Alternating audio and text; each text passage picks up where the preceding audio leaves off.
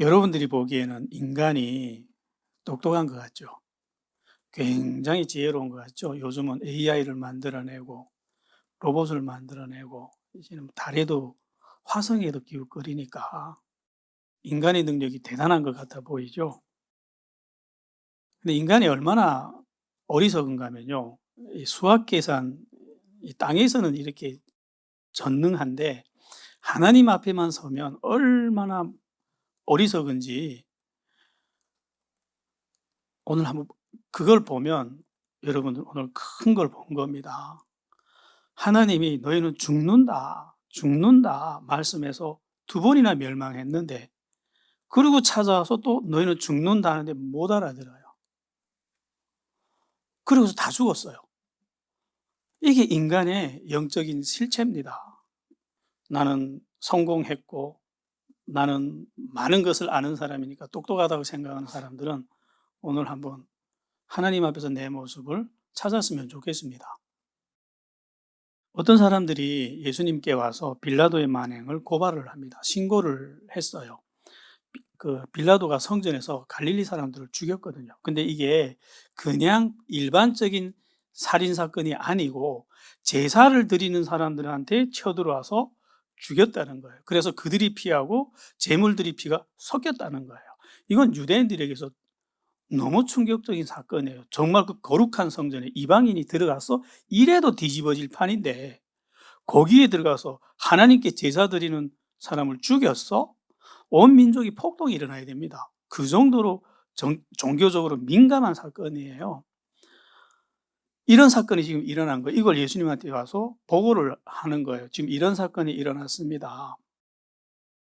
그런데 이 부분만 보면 충격적이지만 그 유대인의 역사가 요세푸스가 쓴 책을 보면 이런 방식의 살인 사건은 자주 일어났대요. 어떤 때는 유월절 제사 때 3,000명의 유대인들이 짐승처럼 학살이 됐대요.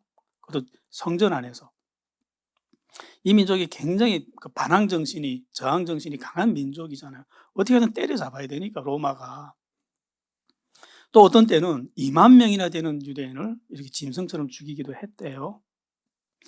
그러니까 이런 일들이 하도 자주 일어나니까 그것도 성전 안에서 하나님이 계시다고 믿었던 그 성전 안에서 이런 일들이 일어나니까 유대인들은 어떻게 해석을 했냐면 당시 사람들은 하나님께 제사를 드리면 하나님이 우리와 함께 하셔서 우리를 보호해 준다고 믿었어요. 그러면 이런 일이 일어나면 안 돼요. 그런데 이런 일은 계속 일어난단 말이죠. 그래서 어떻게 해석을 했냐면 저 사람들은 하나님께 특별히 죄를 많이 지은 사람들이야. 그래서 하나님이 저들을 보호해 주지 않았어. 이렇게 해석을 했다는 거예요. 당시 사람들은. 그래서 자기들이 해석이 옳은지 알고 싶어서 예수님한테 와서 물어보는 거예요. 이런 일이 일어났는데 왜 이런 일이 일어났습니까? 하고 물어보는 거예요. 우리 방식으로 바꿔서 말을 할게요.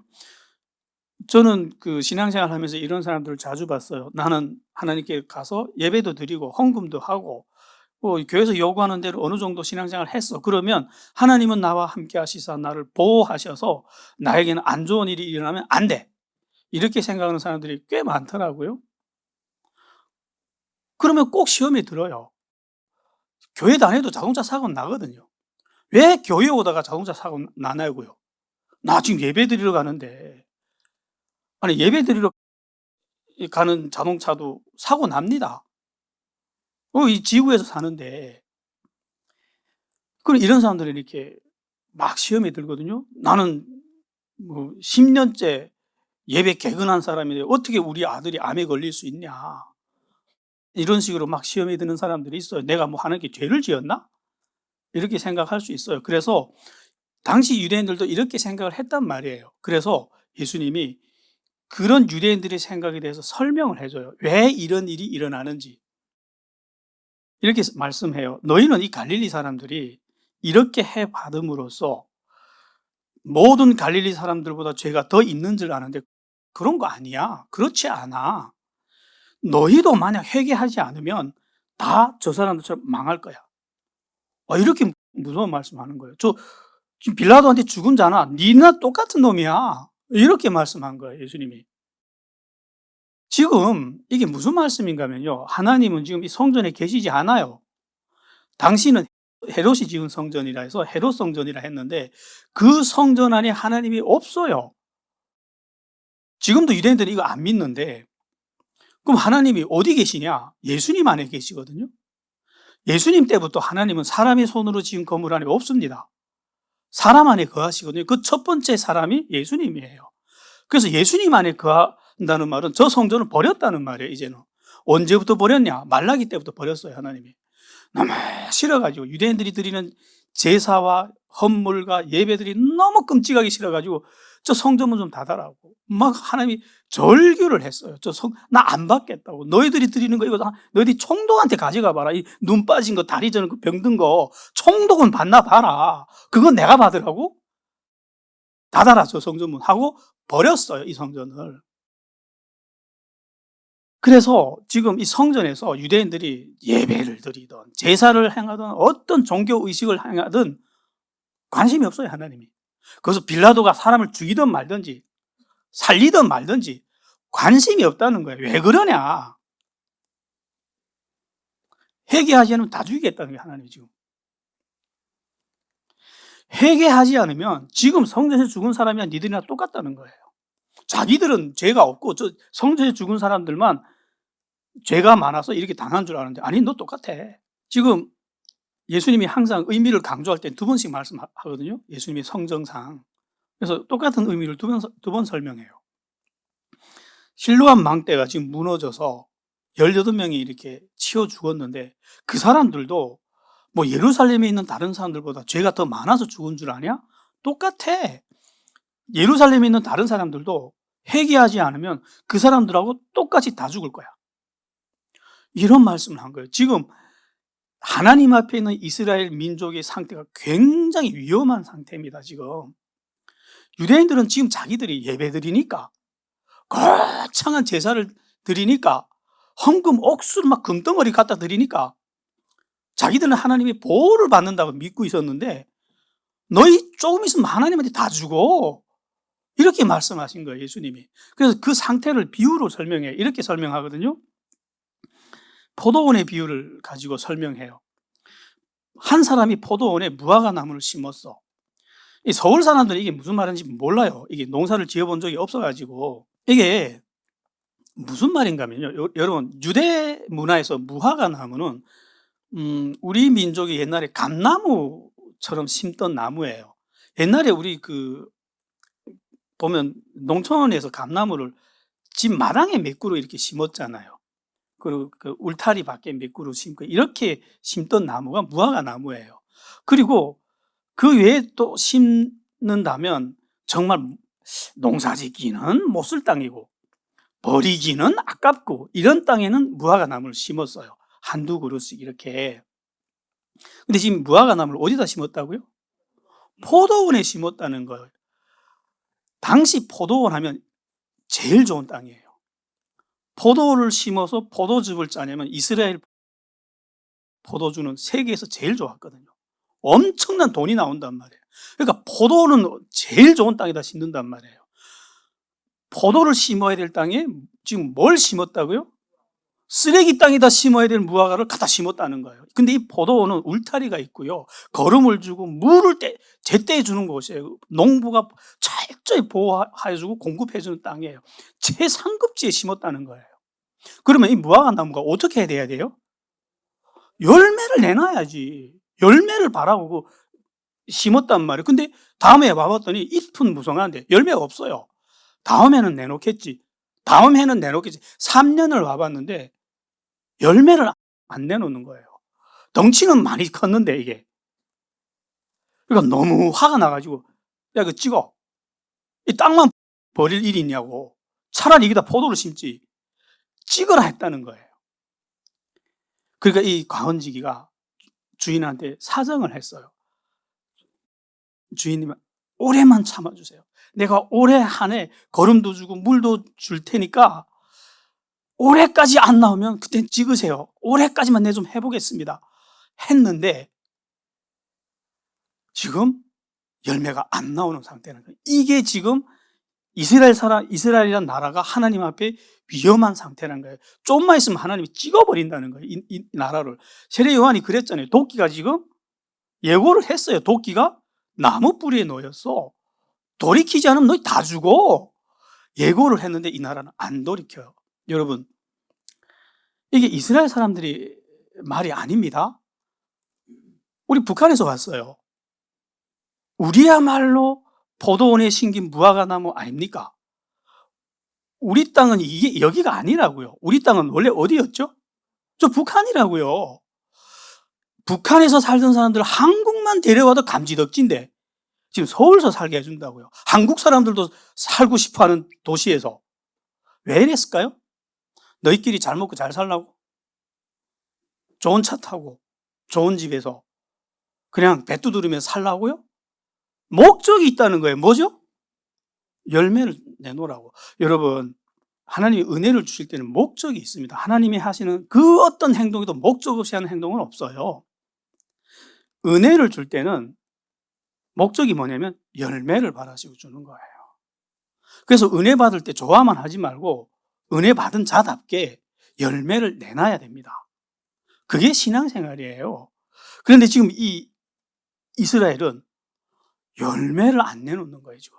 그래서 예수님이 와서 이 나라를 어떻게든 살리려고 어마어마한 지금 은혜를 주고 있어요. 막 죽은 자를 살려내고, 막 귀신 쫓아내고, 모든 병자 다 고쳐주면서 회개하라고. 회개하면 천국을 죽게 하고, 막 예수님이 모든 하나님의 영광을 다 보여주면서 하는데 이 나라는 회개하지 않는다는 거예요. 지금 하나님의 인내는 끝났습니다. 이제라도 회개하지 않으면 너희는 모두 죽게 될 거야. 저기서 일어난 이 빌라도의 만행과 실로암 망대가 무너진 것은 저들이 죄가 많아서가 아니라 이 나라를 향한 하나님의 죽음의 메시지야. 너희를 다 죽인다는 죽음의 경고라는 거예요. 돌아서 돌이키라는 거예요. 이게 우리가 배경하고 같이 봐야 돼요. 그 우연히 일어난 몇 가지 사건을 너무 확대 해석하는 것처럼 들릴 수도 있어요. 그래서 우리 배경하고 같이 봅시다. 이 나라가 지금 한국처럼 살기 좋은 나라가 아닙니다. 말라기 선지자 때 하나님이 너희는 마음으로 돌아오지 않으면 내가 너희를 멸망시키겠다고 예고한 다음에 400년이나 참혹한 역사를 이미 보냈습니다. 메시지는 하나였잖아요. 마음으로 돌이켜. 형식주의 떠나서 몸뚱이만 나오지 말고 마음으로 내 앞에 나와. 이 요구 앞에서 이렇지 않으면 내가 너희를 죽일 수도 있어. 이러고 400년을 참혹하게 짓밟고 밟고 또 밟는 연장선상입니다. 그래서 150년은 강대국 틈바구니에 끼어서 아직 갈아버리다가 그 나머지 시간에 또 내전이 일어나가지고 또 막 죽을 고통을 겪다가 그러면서 이제 로마의 나라를 뺏기면서 이런 재앙과 재난들을 끝도 없이 보내는 중에 빌라도가 성전에서 사람 죽이는 사건도 일어났고 망대가 무너지는 사건도 계속 이런 연장선상에서 일어났다는 거예요. 이게 다 무슨 징조냐? 하나님 너 죽이겠다는 거예요. 돌이키지 않으면 죽인다는 말이에요. 그런데 유대인들은 이거를 느끼지 못한다는 거예요. 이게 왜 말이 안 되는가 하면요. 예수님은 선지자가 아닙니다. 선지자로 오신 분이 아니에요. 이스라엘 나라의 땅에 왔던 모든 선지자들 다 합쳐도 예수님이 흉내도 못 냅니다. 그 정도로 놀라운 역사와 놀라운 은혜들을 다 보여주면서 나는 하나님의 아들이야.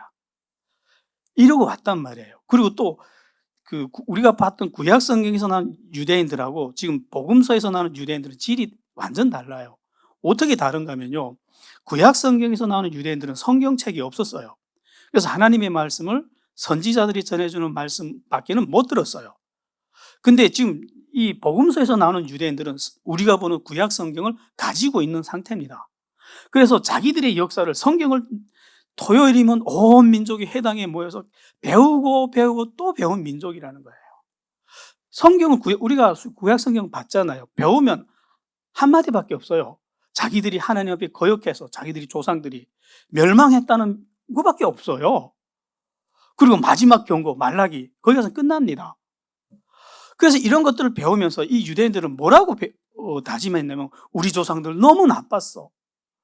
너무 못됐어. 우리는 이러지 말자. 우리는 절대로 이러지 않을 거야. 이제 하나님이 우리에게 선지자를 보내면 경건하게 말 잘 들을 거야. 이랬던 사람들이라는 거예요. 그런 사람들한테 하나님이 먼저 세례 요한을 보내주신 거예요. 그래서 온 민족이 저분은 하나님이 보낸 선지자야 하는 걸 인정을 한 상태입니다. 근데 세례 요한이 했던 말이 뭐냐면 나를 보지 말고 저분을 보라고. 저분이 우리 구원자라고. 하나님이 어린 양이라고 이렇게 소개를 했습니다. 그런데 지금 들어요, 안 들어요? 선지자 세례 요한의 말을 안 들어요. 그리고 예수님이 와서 그렇게 많은 영광으로 증거를 했는데도 안 듣습니다. 조상들하고 지금 다르나요? 같나요? 같은 정도가 아니라 더 악하다는 거예요. 너무 분명하게 강력하게 말씀하는데도 알 것 알면서 이들은 돌이키지 않는다는 거예요. 그러면 왜 사람이 이토록 안 돌이키냐 하는 거예요. 2000년 전에 유대인들은 우리처럼 대학교를 안 나와서 현대 문명 과학기술을 몰라서 바보라서 우리 오늘 그거 봐야 됩니다. 우리는 뭐 다른 줄 아세요? 우리는 지금 유대인들보다 더 많은 성경 지식을 가지고 있어요. 여러분들 회개했나요? 회개하면 딱 죽을 것 같아서 회개 못 하잖아요. 지금까지 내 뜻대로 내가 주인이 돼서 이렇게 열심히 살아도 요 모양 요 꼴인데 내가 나를 포기하고 내려놓는다? 그럼 당장 하나님은 잘 되고 나는 교회 시컷 이용당하다가 죽을 것 같아서 회개 못 하잖아요. 한번 봅시다, 우리. 그게 무슨 이유 때문에 이렇게 되는지. 사람은 하나님을 몰라서 하나님을 믿고 따르지 않는 게 아니래요. 알 만큼 다 알아도, 볼 만큼 다 봐도 하나님을 절대로 사랑하지도 않고 믿지도 않고 따르지도 않는데요, 사람은. 그게 구약 성경이 우리에게 보여준 인간입니다. 이스라엘 사람들 봤잖아요. 홍해가 갈라지는 것도 봤고, 만나도 먹어봤고, 밤에는 불기둥, 낮에는 구름기둥이 자기들을 보호해주는 거 봤어요. 가는 곳마다 물을 공급해 주시는 하나님을 만났어요. 그런데 금송아지 만들어 놓고 춤추고 노래했대요. 하나님 앞에서 그런 적 없었어요, 이 사람들이. 예수님 당시 유대인들은요, 예수님이 하나님이 아들일 수밖에 없는 무수한 증거들을 너무 많이 봤어요. 병자들이 낫는 건 1도 아니었고요. 귀신들이 다 쫓아갔고요, 예수님 앞에서. 그리고 눈이 없는 사람이 눈까지 만들어졌고요. 죽은 나사로를 살리는 것까지 다 봤어요. 그래서 저분이 생명이란 걸 눈으로 다 봤어요. 돌아왔나요? 돌이켰나요? 아니요. 그들은 예수님을 인정하지 않았어요. 왜 이런 일이 일어나냐면요, 그 똑똑한 유대인들이, 그렇게 공부 많이 한 유대인들이 왜 이러냐.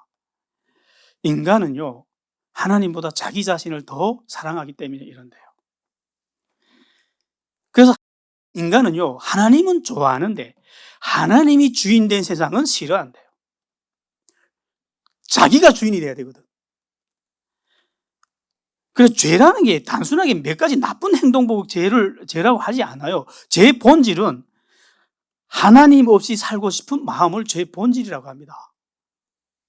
여러분들 그러잖아요. 돈 생기면 요거를 가지고 헌금하기보다는 내가 주식에 투자해가지고 돈 많이 불려가지고 헌금하는 게 좋지 않을까? 지가 더 많이 남겨먹고. 그러잖아요. 로또만 당첨되게 해주면 내가 하나님, 자기가 90% 먹고 10% 드릴게요. 누가 지금 더 잘 되겠다는 거예요? 내가 더 잘 되겠다는 거잖아요. 그 주인이 누구예요? 하나님 주인 삼고 사는 건 불편하다는 거예요. 그래서 사람은요, 하나님을 눈으로 봐도 그분이 주인 되는 거는 싫어한대요. 말씀은 듣고 싶어 하는데 하나님이 지배는 원하지 않아요. 은혜는 원하는데 회개는 싫어합니다. 이게 인간의 실체입니다, 여러분.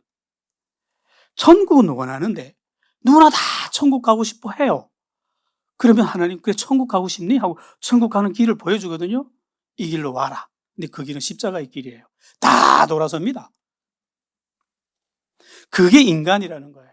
그래서 인간은 마음으로 돌이키지 않는 한, 회개하지 않는 한 하나님을 따라가지 못합니다. 가인이 그랬잖아요. 가인은 우리와 같은 사람 아닙니다. 하나님을 눈으로 보면서 이웃처럼 살았던 사람이에요. 근데 그 하나님을 존중하나요? 하나님 말씀대로 사나요? 하나님 앞에서까지 지멋대로잖아요. 하나님이 만들으신 제사 지멋대로 막 바꾸잖아요. 하나님 앞에서 그 형식적인 예배를 드리다가 400년의 그 무참한 역사를 지냈는데도 유대인들이 다른 건 다 드려요. 제사도 드리고 예배도 드리고 헌금이요 금덩어리로 드렸대요. 거대한 행사요 너무나 많이 온 민족이 들러붙어 행사를 한대요. 근데 마음만은 못 드리겠대요. 그래서 이들은 몰라서 죽은 게 아니라 회개하지 않아서 다 멸망했답니다. 성경은 우리에게 이런 말을 하는 게 진짜 성경이 하고자 하는 말입니다. 제사 드리지 않아서요? 우리처럼 예배 드리지 않아서요? 헌금하지 않아서 죽은 것이 아니라 왜 멸망했다고요? 회개하지 않아서. 여러분, 교회가 회개를 외치지 않으면 교회 나가지 마요. 내 외롭고 우울해서 친구 필요하다면 나가세요. 그건 클럽이지 교회 아닙니다. 근데 난 꼭 천국 가야 되겠다 이러면 그 교회 도망가세요. 그건 교회 아닙니다. 회개를 외치지 않고 복음을 전하지 않으면 그건 더 이상 교회가 아닙니다. 살려주는 곳이 아니에요. 잘 죽으라고 배양하는 곳이에요. 그건 사탄의 교회입니다. 간파는 교회라 해도. 그래서 저는 여러분 죽는 날까지 회개하라 그럴 거예요. 회개하면 죽을 것 같아서. 회개하면 그럼 지하방에서 찬양만 하면서 살아야 될 것 같아가지고. 그래서 회개 못 하잖아요. 근데 회개하지 않아서 다 죽었대요. 예수님이 와서 회개만 하면 지하방을 주겠다고 약속한 게 아니라 천국 줄게. 이렇게 약속하면 천국 보여주면서 지금 회개하라고 그러거든요. 세리가 돌아와서 창녀들이 그 간악했던 창녀들이 돌아와서 눈물 줄줄 흘리며 돌아와서 죽었던 자가 막 살아나서 그리고 설교 듣다가 배고파니까 빵을 막 한없이 나눠주면서 이게 다 뭐예요? 천국이잖아요. 그거 보여주면서 회개하라는데 죽어도 회개만은 안 하겠대요. 그래서 이 사람들은 공부 많이 하고 성경 공부를 많이 하고 다 기머거리 소경이 됐습니다. 이거 기적입니다. 이렇게 성경 공부 많이 하고 이렇게 기머거리 소경됐다는 거는 이건 정말 기적이에요. 왜 기적인가 하면요. 말과 소도 3일만 먹이를 주면 누가 지 주인인지 안 돼요. 근데 이놈 민족은 몇 년을 먹였죠, 하나님이? 1000년을. 1000년을 먹여주고 보호해주고 인도해줬는데 지금 이 모양입니다. 기적 맞죠? 누가 일으킨 기적이죠, 이거? 이게 마귀의 힘이에요. 그 마귀하고 손잡고 하나님의 길을 간다고요? 그런 길은 없어요. 그걸 끊어내고 나는 하나님께로 갈 거야. 돌이키지 않는 한 여러분 세련된 사람은 될 수 있어요. 기독교인도 될 수 있어요. 그러나 크리스찬은 못 됩니다. 하나님의 자녀는 못 돼요. 봅시다. 그래서 어떤 사람이 천국 들어가는지 이어서 22절 이하로 볼게요. 예수님이 이렇게 각 성과 각 마을로 돌아다니면서 지금 예루살렘으로 올라가는 길이에요. 그런데 한 마을에 있을 때 한 사람이 나와서 물어봐요. 주여, 구원을 얻는 사람이 적습니까? 그 유대인들 중에서도 엉터리로 사는 사람들이 많으니까 저 사람들은 구원받을 수 있을까? 이런 게 궁금했나 봐요. 이건 우리도 궁금하잖아요. 천국 가면 우리 교회 사람 중에 과연 몇이나 와 있을까? 궁금하잖아요. 쟤는 올까? 지는 안 보면서 쟤는 올까? 이러면서 오늘 한번 누가 오는지 한번 봅시다. 그래서 천국에 누가 들어갑니까? 뭐 이런 질문이겠죠. 그래서 예수님이 이런 무서운 이야기를 해줘요. 야, 천국의 문은 넓지 않아. 천국의 문은 굉장히 좁아. 이렇게 말씀하세요. 그래서 아무나 못 들어가. 그래서 집주인이 문 닫으면 못 들어가는 사람이 그렇게 많대요. 근데 그 못 들어가는 사람들이 들어가고 싶어서 문을 막 두드리면서 그런대요. 우리를 들여보내달라고. 그래서 집주인이 물어본대. 너희는 누구냐고, 어디서 왔냐고 했더니 우리를 모르냐고, 우리를. 왜? 이 사람들은 자기들은 당당히 들어갈 수 있다고 믿었던 사람들이란 말이에요. 왜 그렇게 믿었냐? 우리는 주님과 함께 먹고 마셨습니다. 우리는 주님께서 길거리에서 가르치는 걸 들었습니다. 그때는 우리처럼 예배당이 없었으니까 길거리에서 가르치는 거 들었던 사람들이에요. 지금은 우리는 다 교회에서 듣죠. 그러니 우리 이 문을 열어주십시오.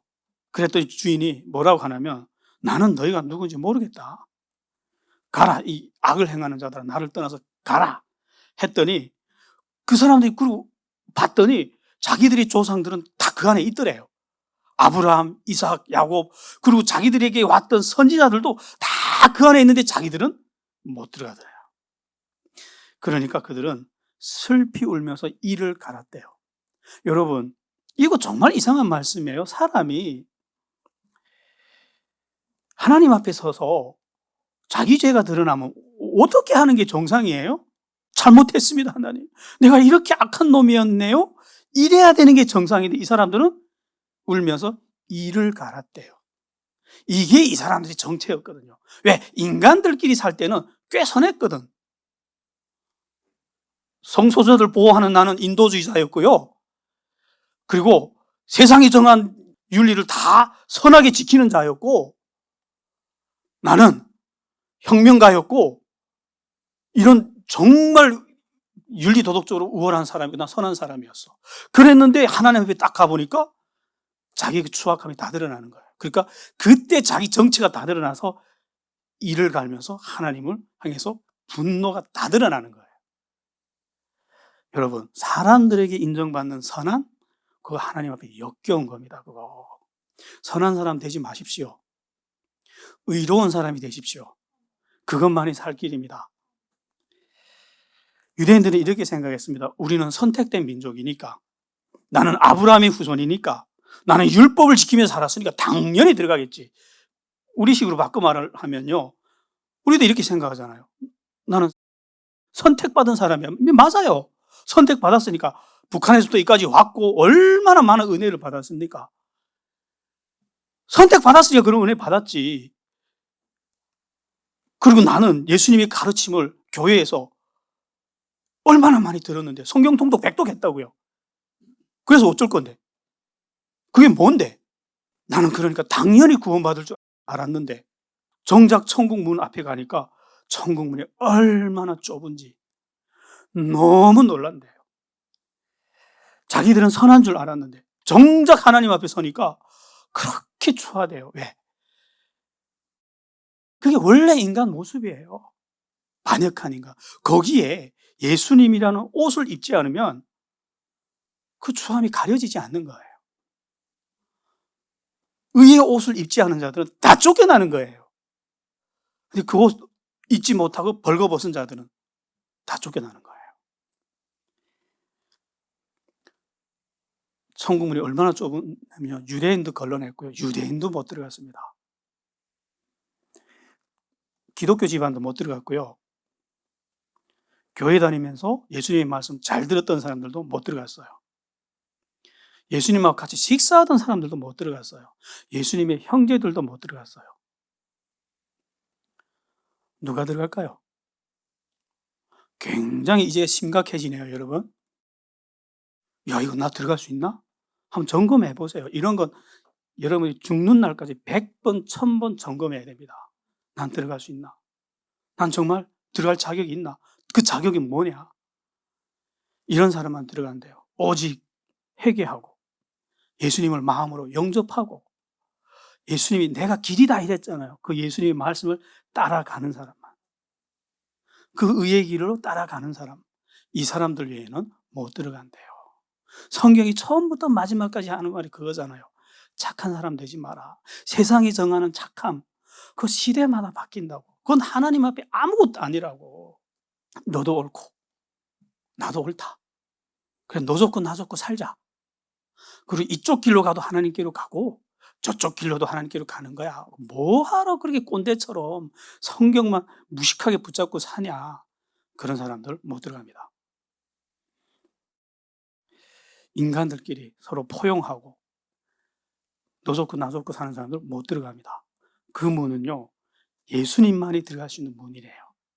그래서 예수님의 형상을 담지 않고 예수님이 주신 옷을 입지 않으면 아무도 못 들어갈 그런 문이래요. 진짜 여러분들 이 천국 갈 때 놀란다요. 천국 문이 너무 좁은 것에 놀라게 된대요. 그 지역에 있던 바리새인들이 찾아와서 예수님한테 이런 말을 합니다. 여기를 떠나십시오. 헤롯이 당신을 죽이려고 합니다. 그러니까 예수님이 너무너무 화가 난 거예요. 지금 이 헤롯이 누구냐면 세례 요한을 죽였던 자예요. 그러니까 예수님도 거슬리거든요. 예수님한테 군중들이 막 모여들기 시작하니까 저러다 혁명이라도 일어나면 자기 왕자리가 날아갈 것 같으니까 저것도 죽이자 이러고 있는 거예요. 그러니까 예수님이 너무너무 화가 나서 이런 말씀을 합니다. 가서 저 여우한테 말해라. 우리는 지금 2000년 지나갔으니까 그런 말씀이다 하는데 당시에는요, 이게 얼마나 무서운 말인지 아세요? 지금 우리는 북한 사람들이 서울에 있으니까 간덩이가 부어가지고 김일성이 어찌고 저찌고 하는데 북한 갖다 놔봐요. 이런 말 할 수 있어요, 우리? 했다가는 그냥 그 자리에서 혓바닥에 뽑히지, 그거. 그런 세상이라고요, 지금. 왕이 신인 나라, 세상이에요. 그런데 예수님이 대놓고 저 여우. 왜 그러냐면, 진짜 왕은 예수님이거든요. 이스라엘이 진짜 왕은 예수님이란 말이에요. 근데 저 여우 같은 게 진짜 술수를 부려가지고 진짜 왕이 된 사람이에요, 이 사람은. 그래서 내가 오늘은 귀신 쫓아내고 병을 낫게 하지만 3일만 기다려봐. 그때 내가 완전해지면 그때 너 보자. 이렇게 된 거예요. 예수님이 진짜 왕이니까. 실제로 예수님이 이렇게 행동해요. 이 예수님이 승천하신 다음에 사도행전 12장에 보면 헤롯이 사람들 앞에서 막 연설을 하다 그 영광을 자기가 받아버려요. 하나님께 돌려야 될 영광을. 그래서 자기가 신이라고 막 그래요. 이건 신의 목소리야. 막 이러면서 그 자리에서 천사가 칩니다. 그래서 요세푸스의 기록에 보면 이 사람이 어떻게 죽냐면요. 이렇게 5날 동안 온몸에 벌레에 먹히다가 죽었대요. 감이 잘 안 오시는데 여러분들이 승냥이의 산채를 물어뜯겨 죽는 게 무섭습니까? 벌레한테 야금야금 뜯겨 먹는 게 무섭습니까? 벌레가 더 무섭죠. 승냥이도 물론 무섭겠죠. 근데 그렇게 죽였대요, 하나님이. 이 사람을. 물론 사도행전 12장에서 난 헤롯하고 예수님을 죽이려 했던 헤롯이 다른 헤롯이에요. 같은 헤롯은 아닙니다. 그런데 그때는 예수님이 참았지만 예수님이 이제 승천하신 다음에 참질 않으셨다는 거예요. 지금 예수님은 이제 예루살렘으로 올라가는 길이에요. 지금 왜 올라가냐면 왕이 되려고 올라가는 것이 아니라 십자가를 지고 이번엔 정말 죽으러 올라가고 계셔요. 그러면서 마지막으로 지금 예수님이 이 나라에 바랬던 거는 뭐냐면 회개였어요. 왜냐면 예수님은 정말 마지막 기회였거든요. 하나님이 보내주신 마지막 기회. 그래서 이 예수님까지도 붙잡지 않으면, 예수님이 주시는 말씀 듣고도 회개하지 않으면 이 나라는 이제 멸망을 하는데, 벼랑 끝이 눈앞에 왔는데 이 벼랑은 너무 무섭습니다. 왜냐? 예레미야 때도 이 나라는 한번 멸망을 경험해 봤던 민족이에요. 그런데 예레미야 때의 멸망은 비교도 안 될 만큼 참혹한 멸망이 옵니다. 그걸 하나님이 어떻게 말씀했냐면 의인 아벨의 때부터 예수님까지 하나님이 참았던 그 모든 진노를 이 세대에 쏟아부으리라 그랬어요. 의인 아벨이 누군지 알죠? 아담의 아들. 그때 하나님 참았잖아요. 가인이 아벨을 때려 죽였을 때 가인 죽이고 싶은 거 하나님 참았대요.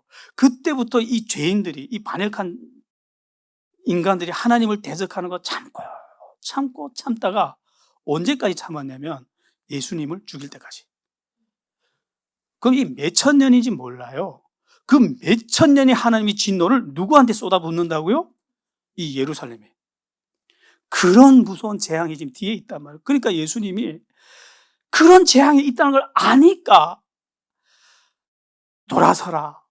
돌아서라고 그렇게 가르치는데 이놈 민족이 돌아서지 않는 거예요. 그러니까 예수님이 통곡을 합니다. 여러분, 예수님은 하나님이에요. 그 전능한 하나님이 방법이 없어 운다고요. 이거 살려주려고 왔는데 어떻게 해도 못 살리겠는 거예요. 여러분, 이게 하나님의 전능하심하고 공의로움이에요. 돌이키기만 하면요, 김일성이도 살려줍니다, 하나님. 근데 안 돌이키면요, 하나님도 못 살려요, 그 사람을. 이게 하나님의 정의와 공의입니다. 그래서 예수님이 통곡을 해요. 예수님이 그 통곡이 그대로 리얼하게 기록됐거든요. 우리 같이 읽어볼까요? 예루살렘아, 예루살렘아, 선지자들을 죽이고 내게 파송된 자들을 돌로 치는 자여, 암탉이 제 새끼를 날개 아래 모음같이 내가 너희의 자녀를 모으려 한 일이 몇 번이냐. 그러나 너희가 원하지 아니하였도다. 보라, 너희 집이 황폐하여 버림받으리라. 내가 너희에게 이르노니 너희가 주의 이름으로 오시는 이를 찬송하리로다 할 때까지는 나를 보지 못하리라. 이게 예수님이 통곡하며 울었던 내용이에요. 보이나요? 하나님이 전능한 건 맞아요. 근데 언제 전능한가면요, 여러분들이 돌아설 때, 그때는 여러분들을 살려주는데 정말 전능해요. 아무리 간악한 죄를 지었다고 해도, 아무리 가난하다고 해도, 아무리 가난한 나라에서 왔다고 해도 서울 데려와서 여러분 잘 살게 해주는 거 봐요. 근데 돌아서지 않으면 하나님도 방법이 없대요. 이제는 그 선지자가 다시는 안 나타납니다. 나타날 수 있는 구조가 아니에요. 왜냐하면 아들을 보내서 찢어 죽이면서까지 말씀을 했으면 이제 하나님 더 이상 할 말이 있을까요? 없어요. 하나님한테도. 하나님이 할 수 있는 방법은 다 했다는 거예요. 그것보다 더 큰 방법은 없다는 거예요. 근데 또 무슨 선지자를 보냅니까? 그래서 이것까지 안 들으면 나도 방법 없다고. 그래서 성경이 여기서 끝납니다. 선지자는 하나님이 보내는 말씀은 예수님까지 끝나요. 그 다음부터 사도 시대예요. 사도. 이스라엘은 듣지 않았어요. 이 바보라서 안 들은 거 아닙니다. 왜 안 들었죠? 회개 안 하니까 안 들리는 거예요. 예루살렘아, 예루살렘아, 내가 너를 얼마나 품으려고 했냐. 암탉이 병아리 품듯이 얼마나 너희를 품으려고 했느냐. 그러나 너희가 듣지 않는구나. 여러분, 회개하지 않으니까 하나님의 백성들이라고 해도 다 죽었대요. 다 멸망당했대요.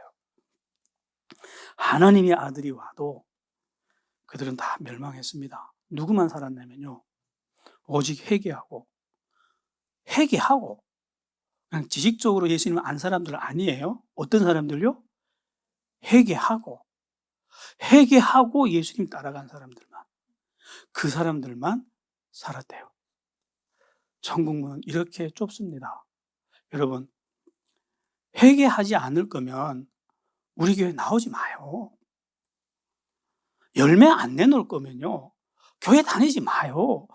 난 진짜 외로워서 나가야겠다. 그럼 큰 교회 많아요, 진짜. 세련된 교회 많아요. 이 소수자들을 배려하는 교회 많아요. 우린 그런 교회 아니에요. 기도합시다. 하나님, 적당히 착하고 적당히 살면 되는 줄 알았는데 성경은, 예수님은 무서운 말씀을 하셨습니다. 회개 안 하면 다 죽는다고. 내 눈앞에 죽은 자나 너나 똑같이 다 죽는다고. 하나님, 우리 정말 회개할 수 있는 힘을 우리에게 주십시오. 은혜를 주십시오. 우리가 돌이키겠습니다. 그래서 이 세상이 요구하는 선한 길이 아니라 예수님이 우리에게 보여주신 의로운 길만 쫓아가는 사람들이 되겠습니다. 예수님 이름으로 기도했습니다.